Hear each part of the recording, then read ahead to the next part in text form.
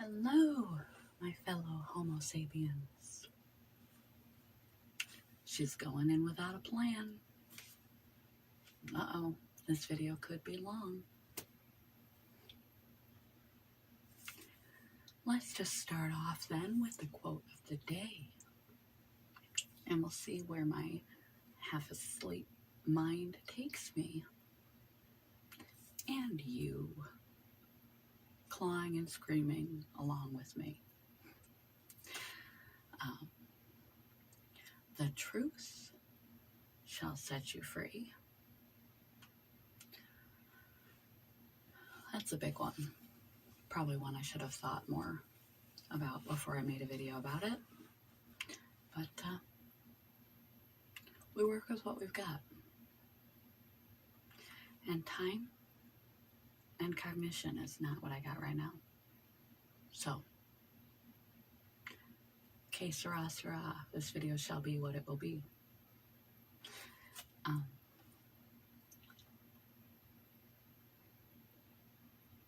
There's several different ways to go about looking at the truth.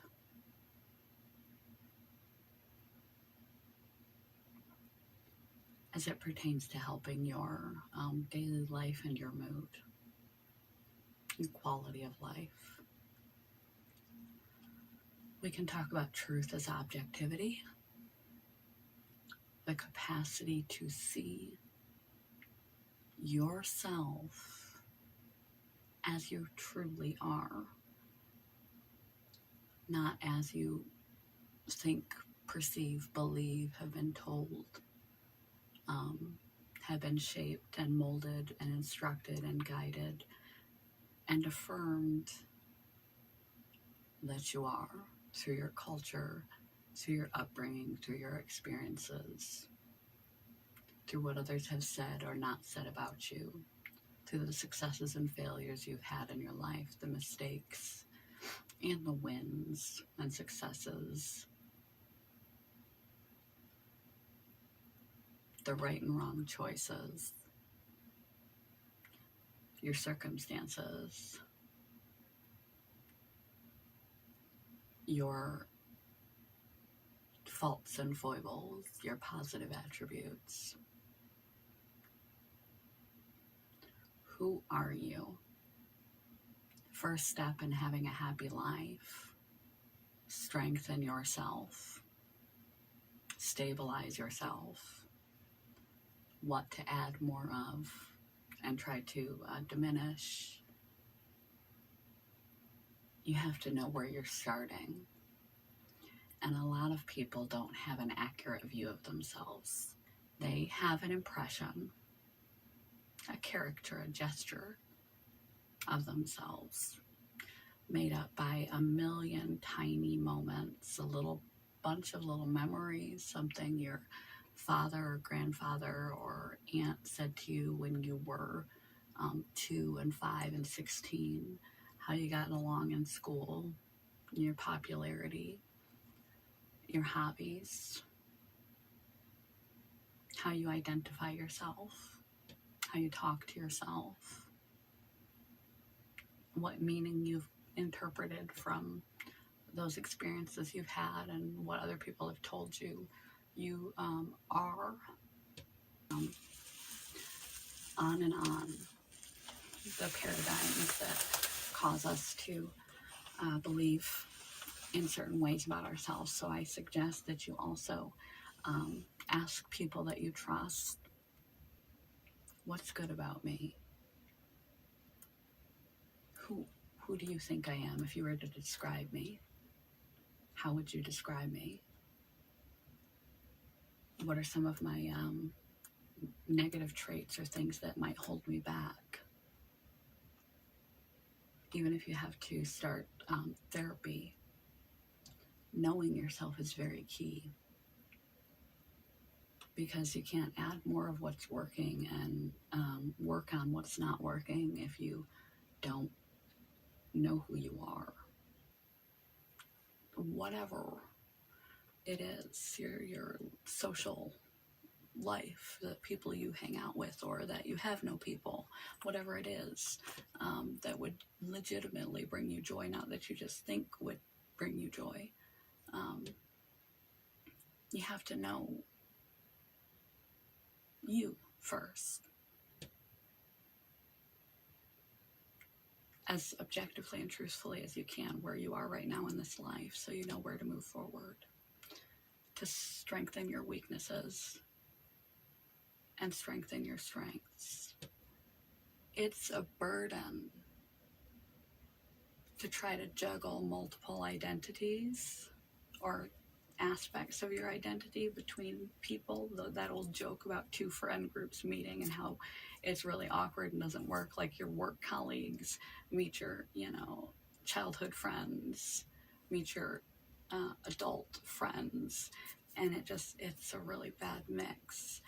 And part of the reason why that's bad mix is because you're showing parts of yourself to one group, a different part of yourself to another group, a different part of yourself to another group, and you're not being congruent and cohesive and truthful, 100% you, genuine you across the board.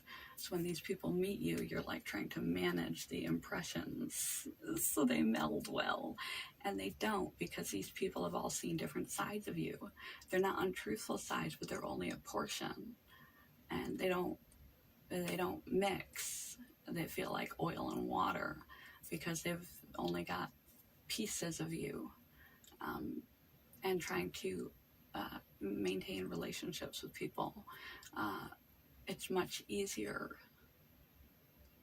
less stressful, less emotionally demanding, less cognitively demanding, zaps less of your energy to tell the truth. Sooner or later, the truth ends up coming out in most all situations in life.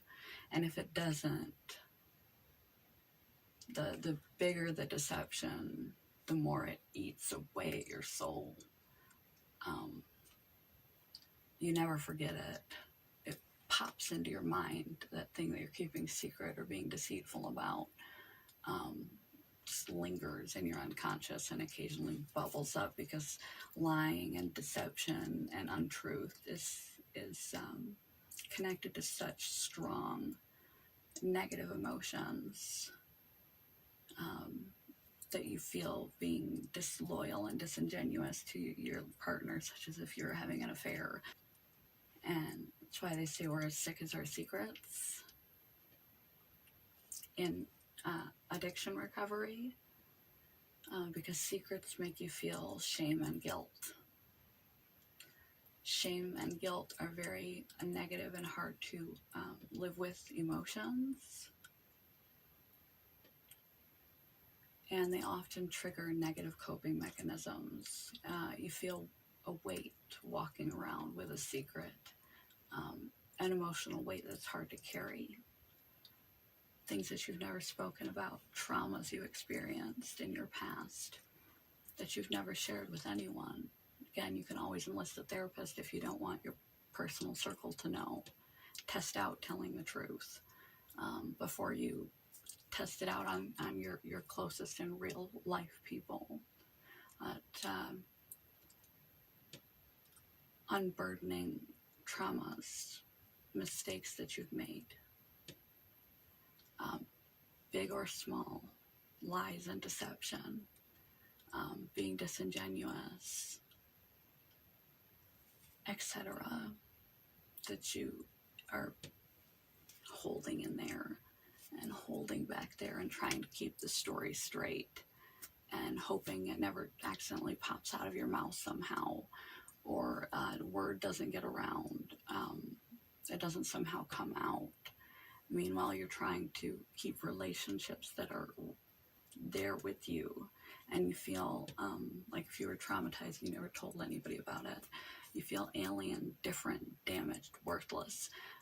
If you're in a relationship and you've stepped out and you didn't say anything, you are detached from your partner because you feel like you're always biting your tongue. You really want to tell them, and you really feel guilty and shameful. You know you won't do it again, but you're afraid of losing them because of what you've done. And you just live with that. And anytime anything surrounding it comes up, just like forehead, brow sweat, and heart races, and you wonder if this is the time that it comes out. Try not to put yourself in that position to begin with. It's understandable if you've had early childhood trauma, and you haven't found an appropriate place to talk about it. Especially men who've been sexually abused often have a hard time talking about it. Especially if it was some time ago, it's becoming more and more, or domestically abused by a woman, it's becoming more and more acceptable and supported for men to speak on these things, which is really great news. Starts with a name call, starts with a push, a pinch, a poke, a little hair pulling, little things. Name calling, and you forgive it and you condone it. Then you get a little shove. Then you get drugged by your hair. You get slapped. You wouldn't have condoned that before, but you've already been belittled, name called, picked, poked, that you kind of, you're fuzzy now on your morals and your standards and your boundaries, that you will allow more of this until it reaches a level that you're in a situation you would never have allowed for yourself in your life. But you were steadily brought there, inch by inch, action by action. And you can't tell till you think retrospectively about it. Wow, I can't believe I let it get that bad. Same thing with lying. It starts to creep in, lying and deception, to other areas of your life, because it lowers your bar for what is acceptable. Behavior and conduct in interpersonal relationships about yourself. It chips away at your character and your integrity and your authenticity and your ability to be authentic and vulnerable and intimate with other people. Your ability to be honest starts to devolve. Naturally, as a fact of you can't be fully intimate, you can't be fully honest, you can't be fully vulnerable when you're keeping a deep secret, especially one that you feel shame, guilt, unforgiveness, etc. about, that's unresolved, because you can't open up your full self. It naturally creates where you have to be disingenuous over and over and over again anytime that kind of a topic comes up, because you can't tell the truth.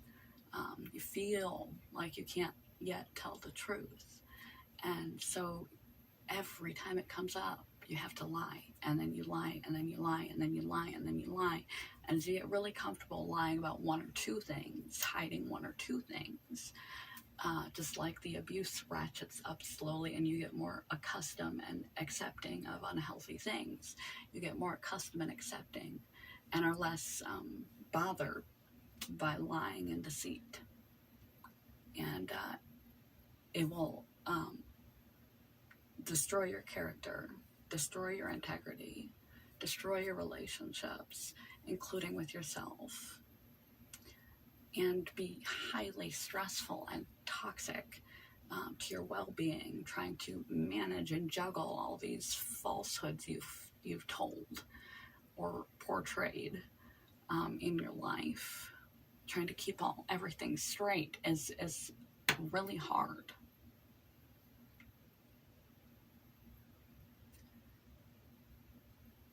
And knowing realistically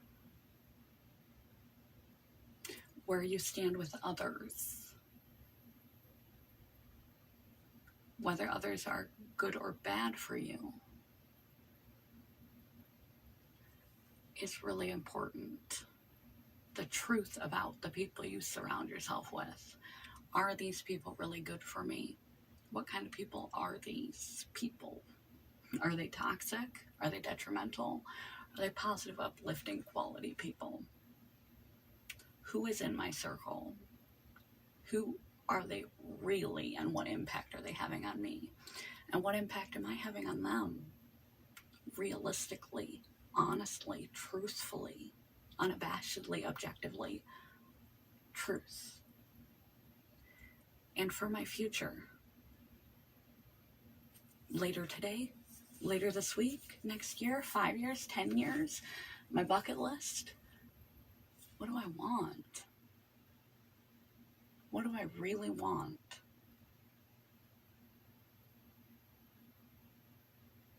To be objective, to be truthful, to be honest with yourself, even if it sounds silly. Even if you don't wind up there. At least admit to yourself what you really want in this life. So, identity. You can't growth. You can't change, strengthen what's strong, and diminish what's not so strong or detrimental to you. You can't aim in the right direction for yourself, for your future. You can't keep your moral compass at a right, solid level in interactions with others and interactions with yourself if you don't feel like you have integrity. It breeds more lying and deceit, and we are as sick as our secrets. It interferes with your capacity to relate to other people. And just generally, what's done in the dark comes out in the light. Sooner or later, good about you, what's bad about you, what's bad, what's hindering you or interfering with your relationships with other people are not your best attribute. You want your relationships to work better. You want less stress, guilt, shame. You want less of that nagging sense of that I'm bad or not good or abnormal or alien somehow. You want less of a drive to reach for negative coping mechanisms. You want to know where you're going so you don't devote your life to the wrong mountain. And you want to keep your morals strong so you don't keep moving that bar in the sand and become infiltrated and just lying doesn't faze you anymore. Then you can't have an intimate and rewarding, deep relationship with someone, including you. I made a video, I don't know if I can find it, but it's best to live in such a way that you wouldn't mind selling your parrot to the town gossip. Quote, quote, quote of the day. One more time. Sorry so long. I'm thinking as I go. Quote, quote, quote of the day. Hey, hey, hey. Quote of the day. It's like the third time I said quote of the day.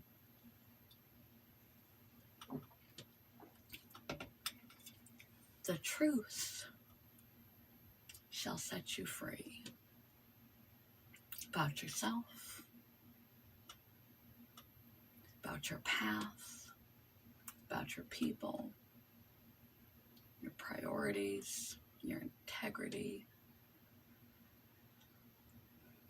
It's really a lot bigger of a deal than it seems like. You don't need to shout it to the rooftops, all of your truths, all those things you've been keeping secret. But you could try whispering it to a friend or a therapist. Test the waters, recalibrate yourself back toward truth. And if you don't know who you are and you don't know what you want, you need to start researching. Know the truth of who you are. Know the truth of the world. Know the truth of your circumstance. Know the truth of your relationships. Speak the truth. Live in integrity. Your life will be much healthier, happier, lighter, better, deeper relationships. You'll feel better about who you are as a human. It's just a much easier way to live. And if there is something locked in that box deep inside of you that you have been withholding,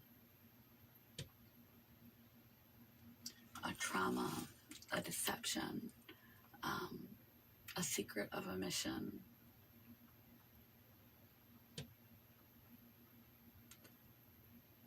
I want you to sleep better at night. I want you to be able to acknowledge it, process it, move through it, self-forgive, and come out on the other side. So even if you have to start therapy to let it out, let it out. Don't live with that rock in your chest for the rest of your life.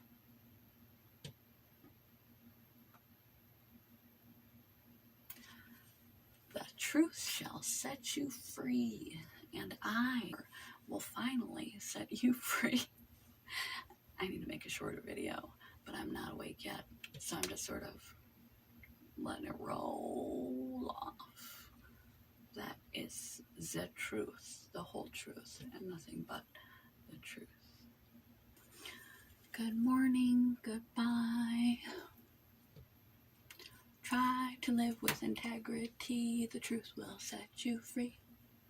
Hugs. Love.